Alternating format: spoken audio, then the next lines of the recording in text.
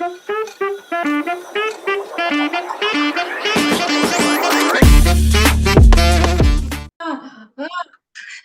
fine. What is the presentation? The PowerPoint? Oh, I can put it in the chat, I think. Kidding? Oh, do you guys see the waiting room? Yeah.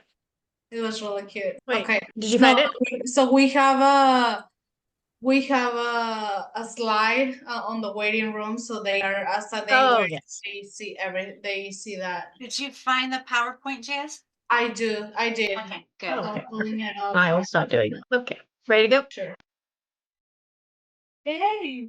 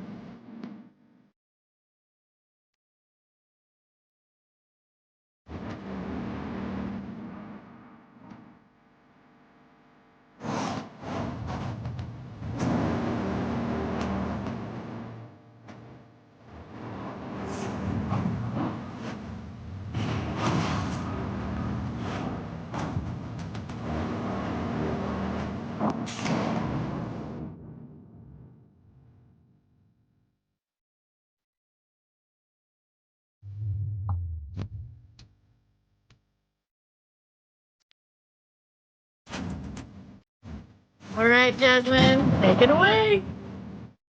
All right, thank you, Maria. Welcome everybody to another session with she. She builds, she owns, she invests. She is me. She is you. She's all of us. So thank you so much for being with us. Just a reminder, we are on a mission to help 1 million women create generational wealth through real estate. But not only that, we also want to help you grow on every aspect, personally, professionally, and spiritually. So, welcome, and thank you for being part of this huge movement. We're super excited for today. And let me start sharing my screen to get into this. There. All right. Just another reminder, she is brought to you by Massive Capital. And we are live on Facebook, so everybody who is watching on Facebook can join the Zoom. I put the link on the comments so you can join us here. That way you can ask questions directly to our awesome speaker today. And a little bit about Massive Capital, who we are, what we do. So we are a vertically integrated company. We are owners and operators of large multifamily assets. We have properties in Texas, Georgia, North Carolina, and Denver. We also have a sister company called Realty One that specializes on new construction for retail spaces. And we are vertically integrated. We do the construction on metal, wood development. We have a property management company on the triple net asset side. We have a brokerage on the triple net side, and of course we raise capital. We have an equity team. If you see, and many of us are part of that team. And that's a way that we can help all the amazing women here start investing in real estate. We do not sell anything, but the only ask that we have is like if you're looking to start investing, if you have questions or about investing either your personal funds or your retirement accounts, just reach out to any of us.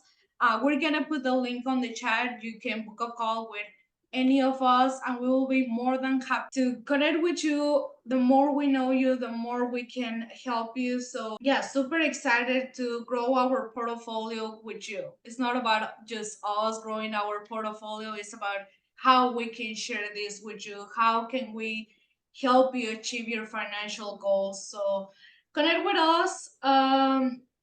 That's about massive capital. We have one deal actually in San Antonio, 204 units. This is open only for accredited investors. Cash flowing deal. If you want to learn more about this deal, reach out to us. If you're not accredited, or if you're not sure if you're accredited, connect with us because all the opportunities that we have for non-accredited investors require that we have a relationship. So book a call with us. We're super excited to connect with you. And I mean, these are the deals that we did last year. These guys keep us very busy. But yeah, I think disclaimer: we're not financial advisors. We are not CPAs. Do your own due diligence. Every investment has risk, and all the speakers that we bring, they offer services or products. We do not endorse any of them. However, we bring them because we believe in what they're doing. And now, here's someone you want to hear from, our sponsor. For over 15 years, Skyline Title has been a trusted name in Texas real estate. From first-time homebuyers to seasoned investors, our team ensures a smooth, reliable closing experience every time.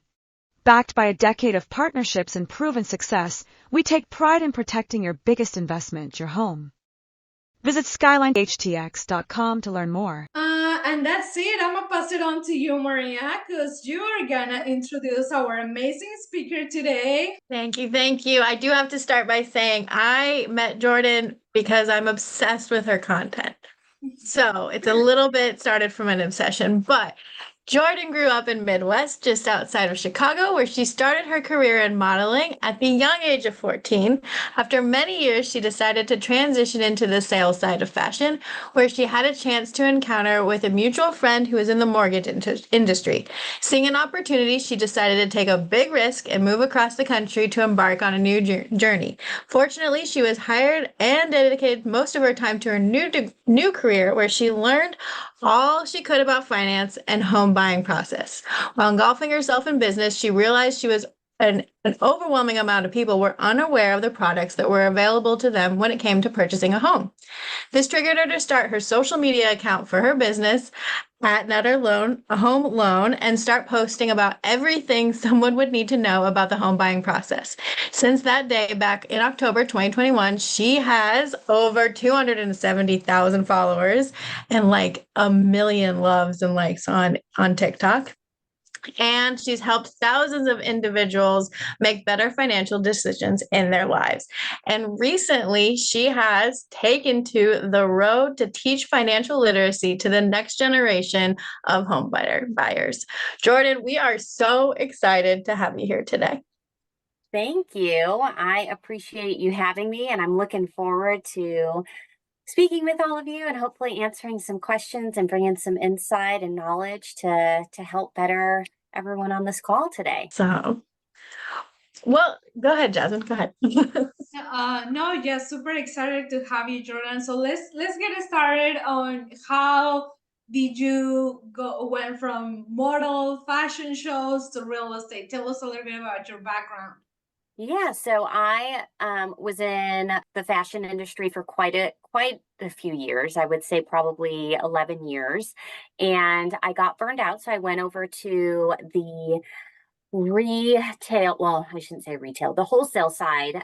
So I would get into sales, and I sold big brands to like Macy's and Nordstrom and Saks and stores like that, which brought me a lot of joy, and I learned a lot about sales during my time in that kind of world. And I actually was traveling a lot to meet all of these buyers. And I was in Atlanta for a show. And there was somebody who was a friend of a friend that I ran into, and they were in the mortgage industry. And they had told me, you know, kind of where they were going with their career, what they had done. And I was in this transitional period of my life where I wanted to do something a little bit more fulfilling. And that's when I kind of took a leap of faith and was like, hey, will you take a chance on me? I know I've never bought a home. I've never, I've very few people that I knew at the time owned a home and had a mortgage. So thankfully, they did take a chance, and I was able to move across the country to Atlanta, and I was able to really kick my career off just prior to when COVID hit. And since then, it's been almost 5 years, and I've learned so much, and I've been able to meet amazing people and help so many families. It's been probably the best decision I could have made with my career transitioning. I love that we have a very similar stories because my background is on sales, and I can never stress enough about telling people how important sales is, because sales, you will use them on every industry, any company, any business.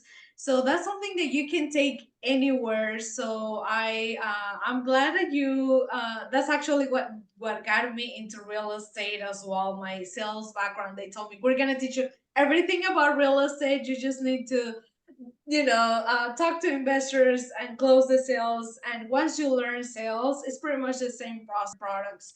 But now tell us a little bit about what does financial literacy looks like. So financial literacy looks like more people having the knowledge of how to properly take care of their finances. And this isn't just in the world of real estate per se. For instance, I was in Virginia a couple weeks ago speaking to a high school, and it was primarily based around credit in general. So how to avoid getting yourself into massive amounts of debt, because when you graduate and you go to college and they try to bombard you with all the credit cards, and just because your limit is $1,000 doesn't mean you have to hit the $1,000 limit. It means don't go anywhere near that in an ideal situation.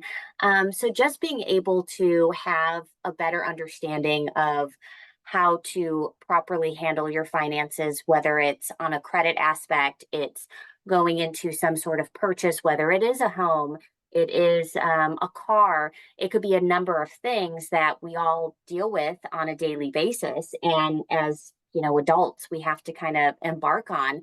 And so having that understanding, and I think being able to instill that at a younger age is really important, especially because there are a lot of people that I meet that are first-time homebuyers specifically, that have parents and or grandparents that have a very different idea of how to purchase a home, and what they had to do is very different than what you have to do now.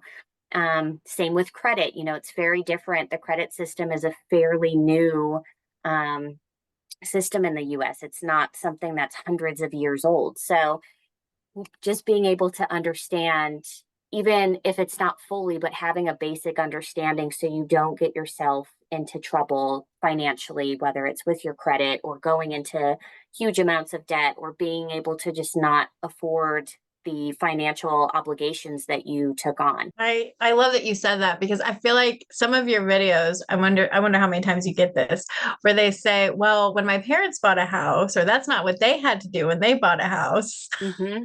Oh yeah.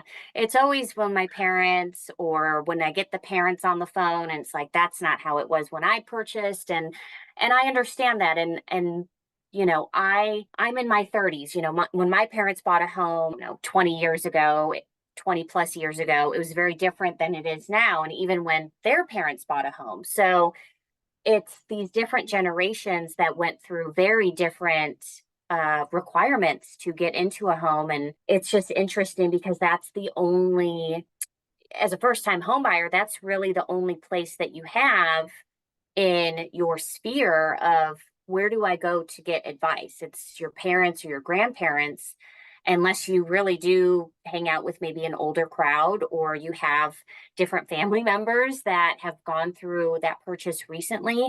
Outside of that, you have to look at social media and find people that you really trust and can confide in and understand that they are putting out information to better you and they're not doing it just to, make a dollar. So Right. it is very Comes to different. social media. Mhm. Yeah. Now, where did you first see a failing in our financial literacy? So when I got into, because mind you, I had never owned a home at that point when I got into the mortgage world. So I really didn't have an understanding of how bad it was until I started working with people, because you have to think I moved to the South, and the South, understandably so, is very particular. They're very local. They want to work with local people. I had to change my number to a Georgia number. And I also had agents that they were like, who is this girl who knows nothing about mortgages and she just wants me to give her my clients?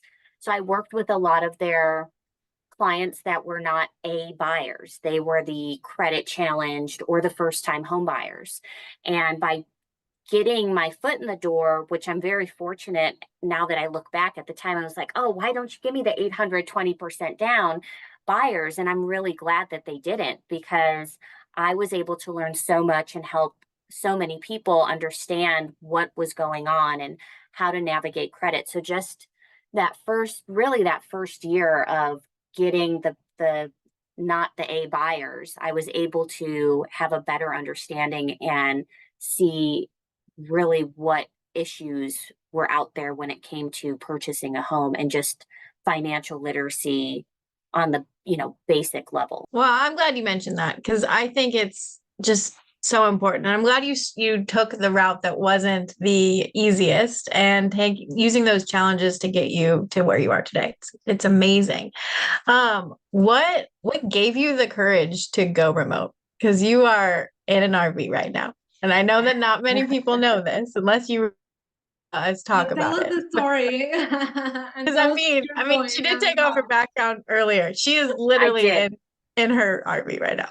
I am. If I took the background, you guys would all see that I am sitting in the passenger seat, which is my office, because there's no glove box in the RV. It is a pull-out desk, and that's where my screen is currently. So it's funny. My husband and I had moved to California for a brief moment at the end of 21. And when we were looking to come back to Georgia, we were like, okay, well, there's a lot of people I've done business with, a lot of buyers that I've helped across the country. I'd like to stop and see them. I like to stop and see these agents that I never get to meet. And that snowballed into, well, if we're going to stop in these places, I'd really like to try and educate and help as many as I could. So whether that's homebuyer seminars, it's going to high schools or colleges, it's going to real estate agents and their teams and talking to them about how can they better their community and educate them more. So it really did snowball into this massive tour, I guess you could call it. And the that's the reason that prompted it, was the move. But then from there, it really just escalated into this huge thing to where we bought a 36-foot motorhome, and we moved in here, and we've been traveling. Currently, we're in Columbus, Ohio, and we started in Los Angeles, California, went all the way down to Key West, went all the way up the East Coast, and now we're in Columbus, Ohio, in the matter of like 80 something days. So it's been an adventure, but it was really important to me to try to bring as much financial literacy as I could. And I've been very fortunate to work with some really amazing communities, churches, high schools, just all of the things, nonprofits. It's been really, really fulfilling and amazing. I love that, just pursuing purpose and having the courage to just leave everything behind and having your husband side supporting you. That's amazing. So how do you start booking ahead of where you going next, and do you reach out to, I guess, the school? You mentioned schools and real estate agents and a lot, but how do you break into, because sometimes it's hard for them to open the door, and how do you break into them for allow you to speak and give you all this opportunity? Thankfully, I have a pretty nice following on social media. So that's been good to kind of, advocate, hey, this is who I am. I'm not just some random person on just coming up from the middle of nowhere wanting to speak and I don't know what I'm talking about. So that's been really great to help, show who it is that I am. And then outside of that, we also fully branded the bus. So it literally looks like a walking billboard. It's a little much at times. Like there's literally, while I'm on the phone, there's people driving in front and they're just like, what is happening over there? Because there's no buses that are like that. And so those two things have really helped. And then I've also partnered up with a nonprofit, which is called First Home IQ. And their entire mission is to bring financial literacy to Gen Z.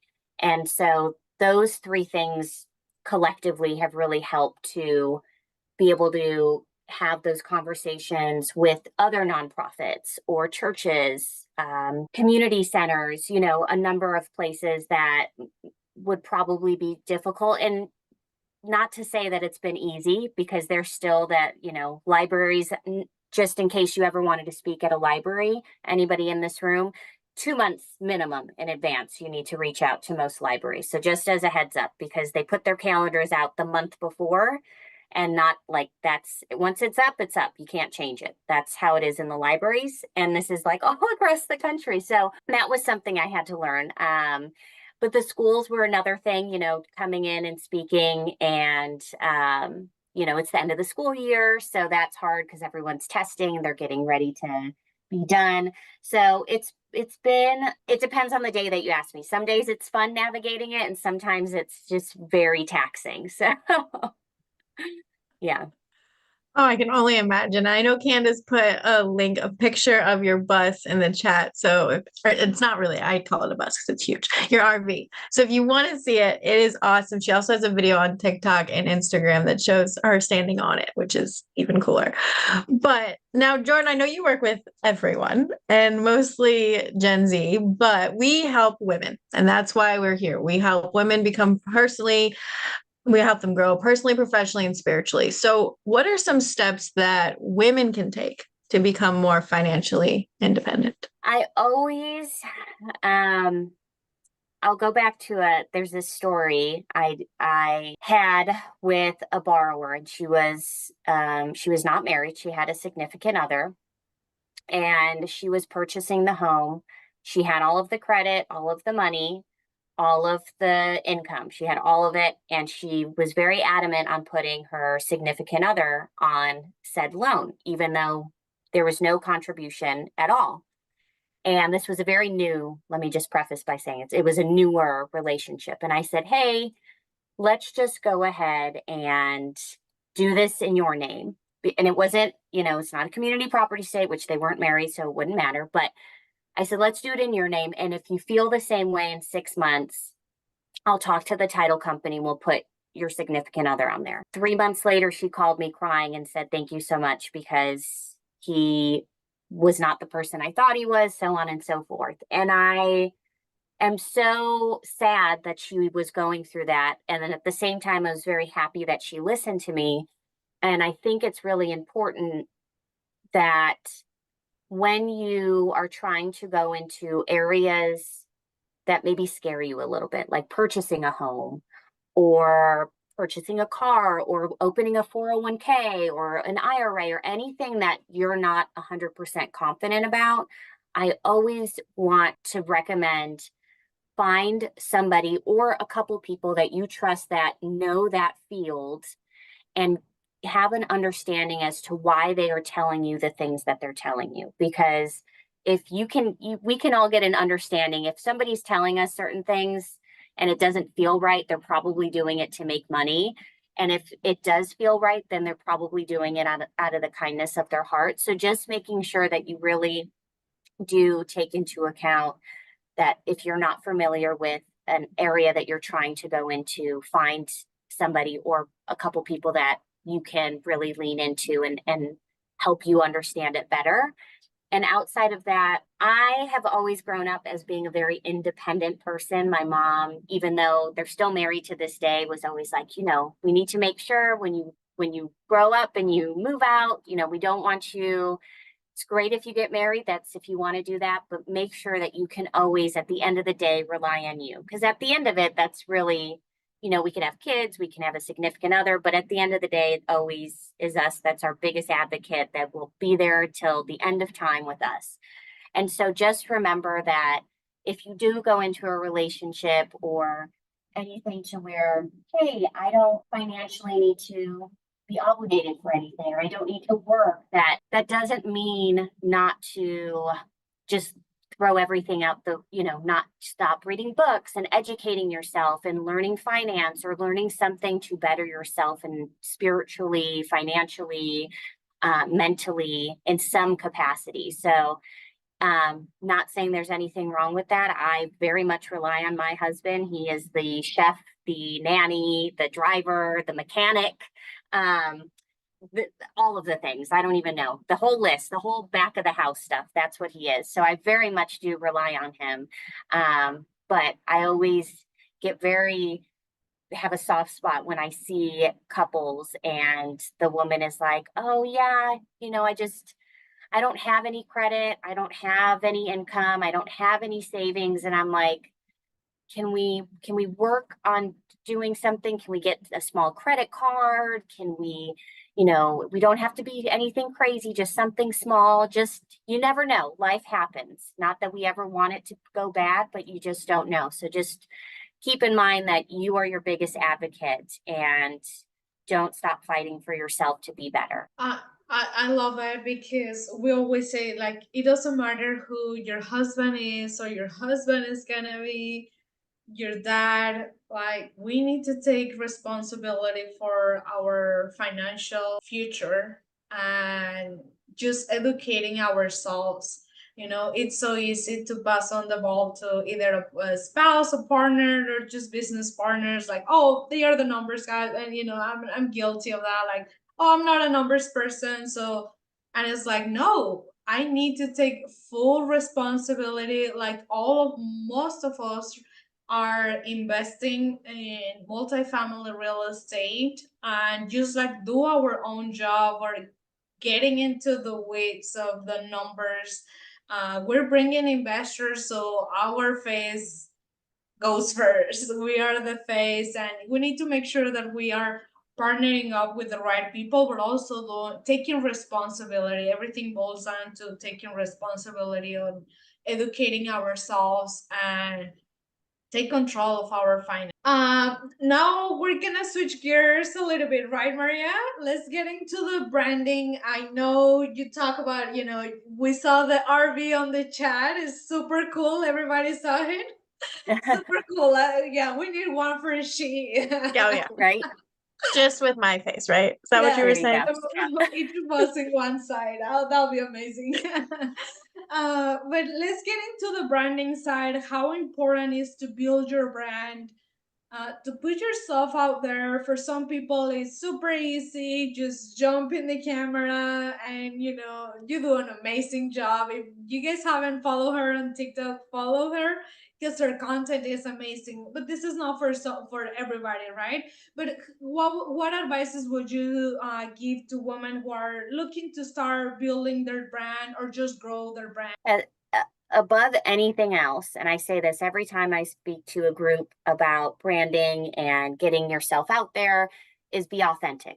If you don't take anything else from me other than that when it comes to branding, it's being authentic, because the last thing you want is to build this brand that isn't truly what you believe in and who you are, and you have a client call you up and either you do a horrible job because it's just not what you like to do, you don't enjoy it, or you built this brand where it's attracting a certain type of clientele that you don't necessarily want to work with. And now you kind of have to, because that's the brand that you built. So always be authentic. I know it's very hard to put yourself out there. And a lot of people laugh when I say that, because they're like, oh, well, Jordan, it's so easy for you because it's easy. You just go on the camera and you do this. And I've been at this for 2.5 years though. So this is not something I just started yesterday. I can promise you, I can promise you that when I open TikTok, because I did have it before I started, not to film anything, literally just to scroll. And I had to go to my assistant's 9-year-old daughter and ask her how to add text to the video screen and then take it off, because I had no idea how people would let it pop up and then go away. And she's like, this one, and then this one, and then that's it. I'm like, great. I'm so glad that a 9-year-old just schooled me on how to post on social media. I've been on Facebook since longer than you've been alive, but okay. I'm glad. So, not being afraid to go out there and learn something new. It's scary. I understand that. It was very scary for me.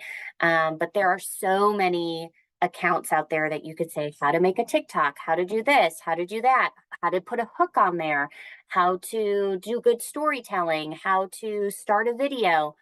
And there are accounts that are solely based around how to do specific aspects of creating content, which at that time, TikTok didn't have. TikTok was dancing around, which there's still that, but not as much. And so being authentic, not being afraid to go and do the research and look at different creators, how do they create their content? And then also, which generally is the hardest thing to get over, is to not overthink it. I can promise you, I've probably deleted it because I only have so much storage on my phone at this point. I would film one video and it would take me like 30 to 45 minutes to film like 1 2-minute video, because I would film it so many times. And my hair was off, or my glasses were smudged, or the light was wrong. And I wasted so much time because I was so worried about what other people were thinking about me. And then at the end of the day, I said, you know what?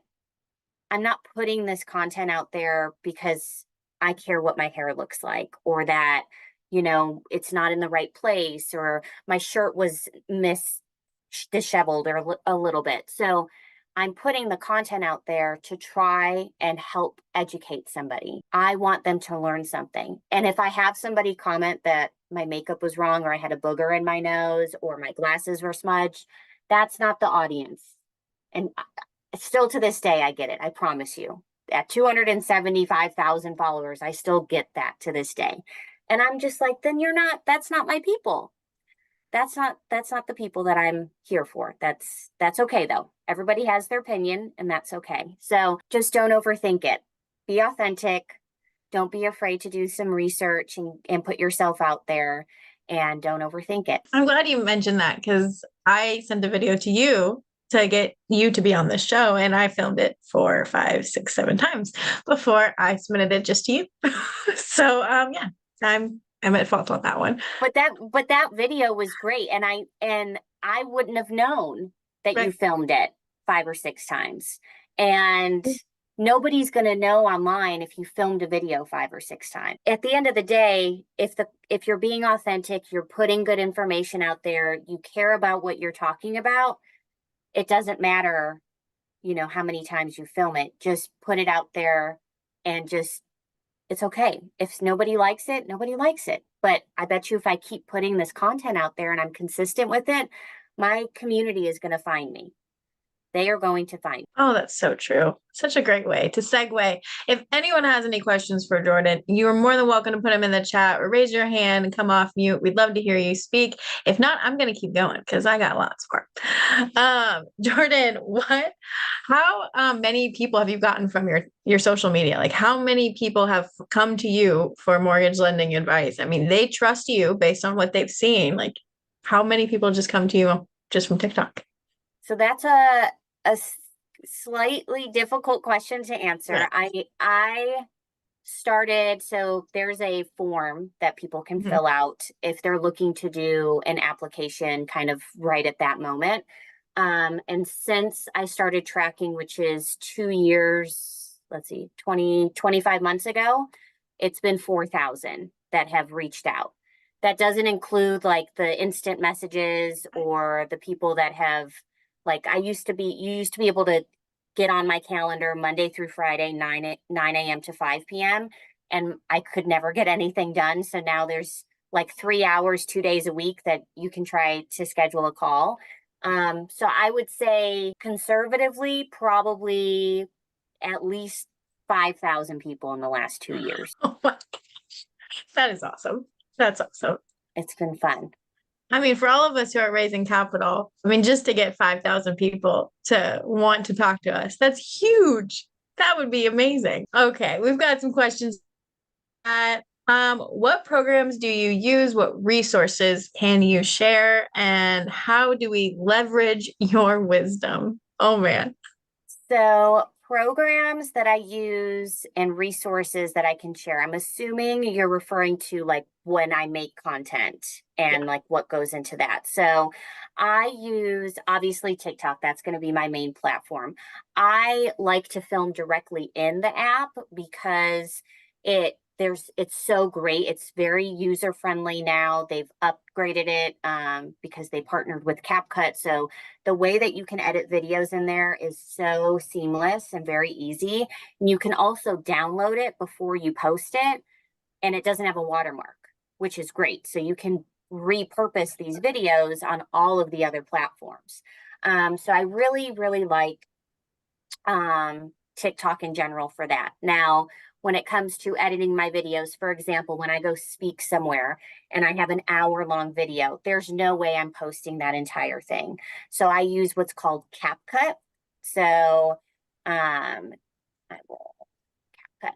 So I use CapCut and it's free. They do have a free version of it.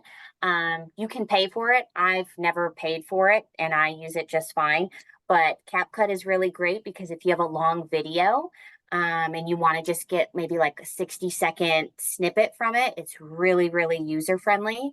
Or if you're like me, I don't like to really script things. I'm not good at memorizing. So I will film myself and I'll put it on and I'll do one sentence and I'll stop it and I'll think of my next sentence and I'll start filming and I do the next sentence and I stop it and I'll have like, let's just say 10 clips. So I have 10 sentences, 10 clips. And then what I do is I put them all in CapCut and I just cut the beginning off and I cut the ends off of them, all that, I call it dead space. And it looks like this seamless video. It's really great. So CapCut's really wonderful. So I would highly recommend getting it. And also, if you are making content, especially video content, I would recommend batching, which essentially means you pick a day or a couple days out of the week and where you feel like you're going to be uninterrupted and you just block out on your calendar time to batch film. So for me, it's Sunday afternoons. Normally nobody's calling me late afternoons. So I normally schedule 2 to 4 hours of just straight filming and editing and it gives me enough for like 2 weeks. So that's how I do it. Even when you have conversations with your prospective people, you do them all back and forth. You don't do them all like one side. So what I'll do is because I have outfits. So I'll have two, let's say it's myself and the borrower. So I'll film, let's say myself in this, and I'll do all of me. And I'll also put a placeholder for the borrower. So I'll say, for example, hey, Mary, it's Jordan. What's going on? I got your email. And then I stop it. And then I start it again. And I'll just put like a piece of paper. I'll put my hand up there to know that I need to refilm this part. And I'll be like, hey, we have a problem. I quit my job.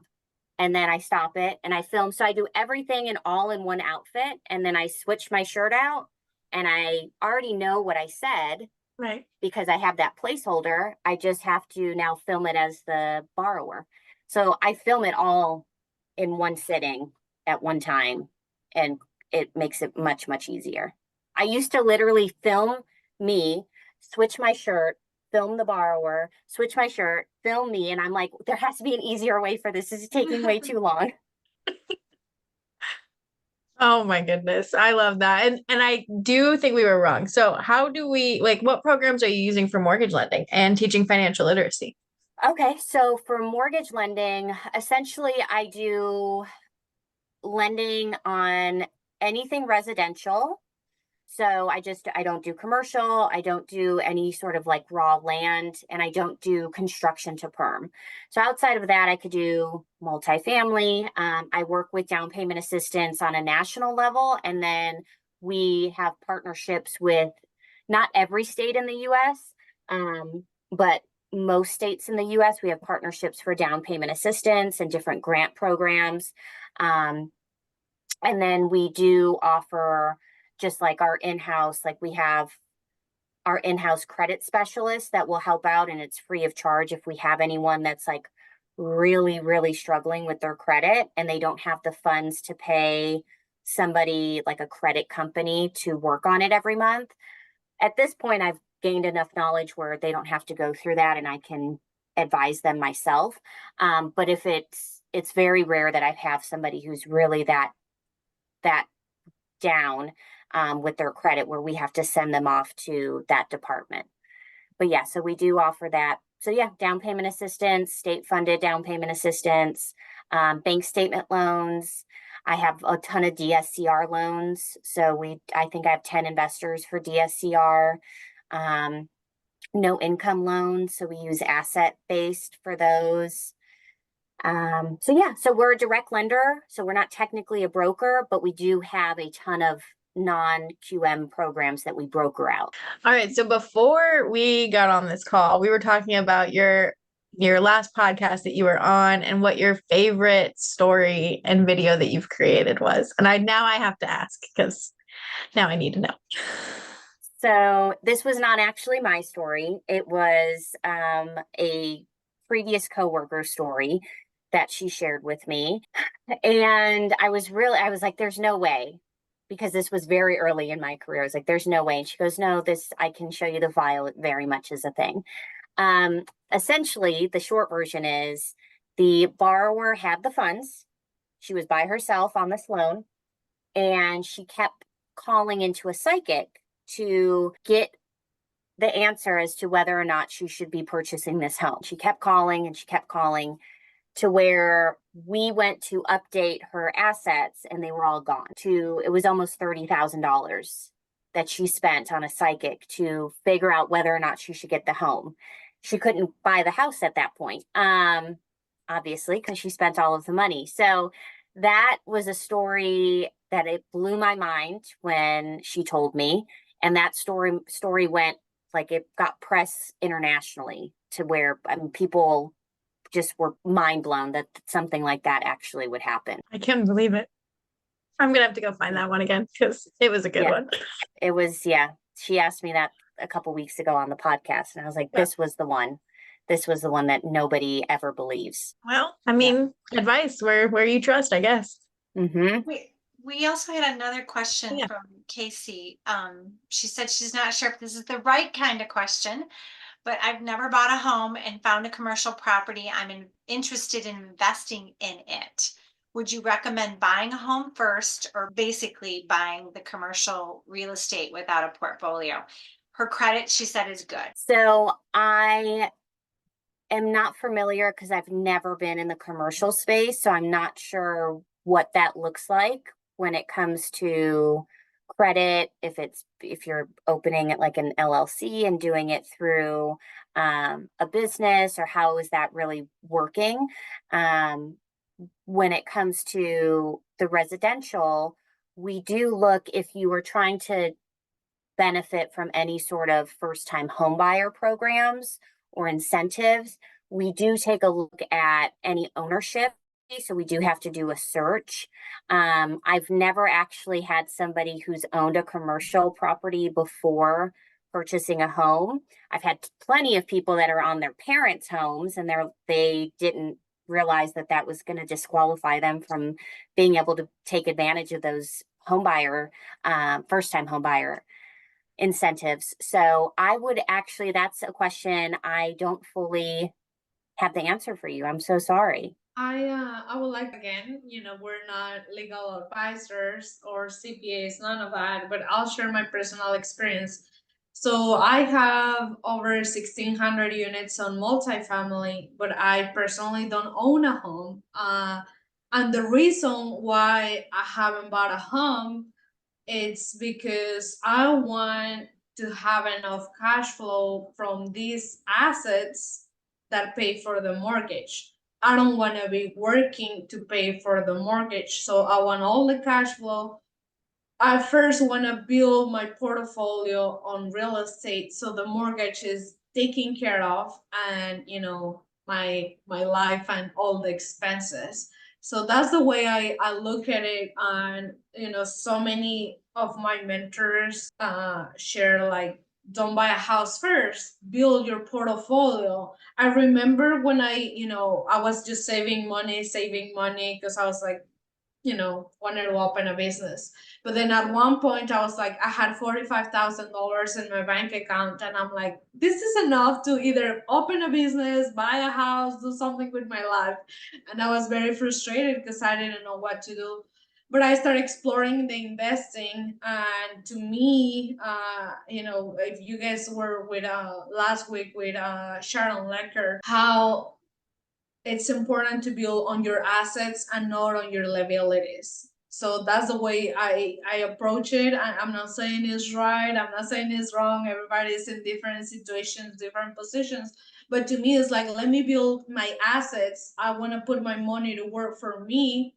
Then those assets are gonna pay for the home, the car, and all the things that are not building more money, are just taking money away from your pocket. So that's the way I did it. I don't know if it's right or wrong, but that's what I believe. And just to add, if you buy a commercial real estate or a home, it's better than giving it to the psychic. Yes, 100%. Oh, that's true. I was not taught to invest before I bought a home, so I bought a home first, because that's what my parents told me to do, because I fell into that one. All right. Any other questions in the chat? Is anyone else seeing anyone's? But yeah, it's good. If anybody wants to ask questions directly, this is the last minute. Then we're gonna go to some announcements really quick, and then go to breakout rooms. Whoever wants to stay and hang out, you're more than welcome. Whoever wants to drop off at 7, you're free and good to go. We appreciate everybody. But any other questions before we go to announce? No. Okay, well, let's go. In Houston, we're gonna have a hackathon or master's class where we're gonna talk about asset management. I always tell you can have the best property, the best location, the best loan, but if you don't have a strong asset management team, the property can go south anytime. So we're gonna talk about that here in Houston on the 18th at Rice University. We're super excited to partner up with Rice University. If you're in Houston, let us know so you can join us. And then on the 19th, we're gonna have a She brunch. All the ladies here in Houston, we're gonna come together and have our She brunch to connect with each other and just break bread. So that'll be another opportunity. And what other? I think that's it, right? That's the only two events that. Oh, sorry. This Friday, for everybody who's not in Houston, we have the virtual conference. Everybody can join. We're gonna talk about multifamily. All the leaders in the industry are gonna be speaking, so join us. We're gonna put the link on the chat if you haven't registered. Be sure to register. It's gonna be all day. If you can join all day, just be sure to join the sessions that you can, and invite other friends. You're gonna get massive value and also opportunity to connect with leaders in the industry, like-minded people. That's it. All right, we have the link on the chat. Anything else? I just want to thank everyone for coming tonight. If you're able to stay out for breakout rooms, we'd love to have you. Jordan, it has been a pleasure to talk and pick your brain and hear about how you're changing the world in financial literacy. And I hope that we can maybe connect with you, maybe on a TikTok, if we can get our TikTok going up.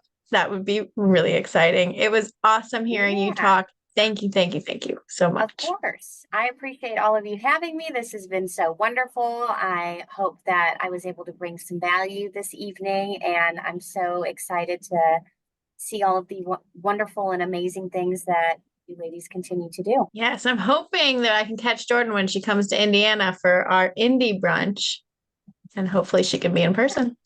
That would be fun. Awesome. Thanks, everyone. And Jasmine, do you have breakout rooms ready? Yes, they're ready. So I'm gonna serve everybody. Thank you so much, Jordan. It was a pleasure meeting you. Yes. We'll be in touch. Thank you. Bye-bye. All right.